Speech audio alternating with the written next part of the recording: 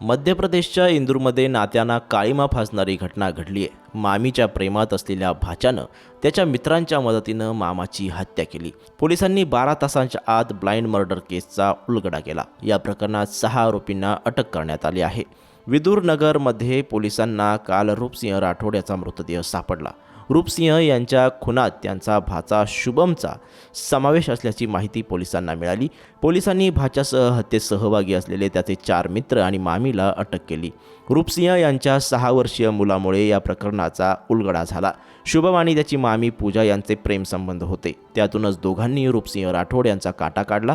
अतिरिक्त पोलीस आयुक्त अभिनव विश्वकर्मा यांनी दिलेल्या माहितीनुसार रूपसिंह यांची पत्नीचे तिच्या भाच्याशी अवैध संबंध होते। या संबंधातून भाच्यानं त्याच्या अल्पवयीन मित्रांच्या मदतीनं मामाची हत्या केली। पोलिसांनी 12 तासांत या हत्या प्रकरणाचा उलगडा केला। त्यांनी 6 जणांना बेड्या ठोकल्या। मामी आणि भाच्यानं तोंडावर उशी ठेवून मामाची हत्या केली। त्यानंतर त्याचा मृतदेह नाल्यात फेकला। हत्या अपघात वाटावी यासाठी दोघांनी प्रयत्न केले, पण त्यांचे प्रयत्न फसले।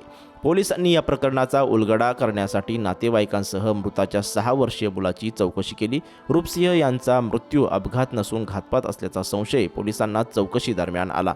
आई वडील सतत भांडायचे असं पूजाच्या 6 वर्षीय मुलानं पोलिसांना सांगितलं। तपासाचा भाग म्हणून पोलिसांनी पूजाचा मोबाईल तपासला। तिनं शुभमला अनेकदा व्हिडिओ कॉल केल्याचं पोलिसांच्या लक्षात आलं। पोलिसांनी दोघांना ताब्यात घेतलं। त्यांना पोलिसी खाक्या दाखवल्या। त्यानंतर दोघांनी गुन्ह्याची कबुली दिली। हत्या केल्यानंतर सगळे आरोपी आपापल्या घरी गेले। त्यांनी खाटूश्यामला दर्शनासाठी जाण्याची तयारी सुरू केली, पण त्याआधीच पोलिसांनी त्यांना बेड्या ठोकल्या।